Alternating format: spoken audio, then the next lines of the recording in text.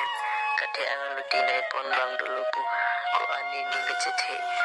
ningalo amegi dosan kaike ningi kruan ningi tweet lai ke soken nang pagja bang dupupu ko ani ninga chethe dikailong kaikita envet ke doken pinige ke kamche jara bari dupupu ko ani ninga chethe bonta ke dojikani pinige nage pasunna sindo chalo ningalo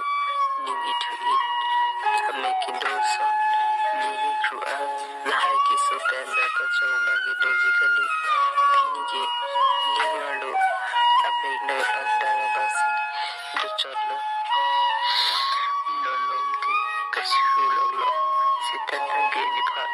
tangata tawi nipande kangkon ka jinso abimana dag jinso siluma ni ko pa sigay nolo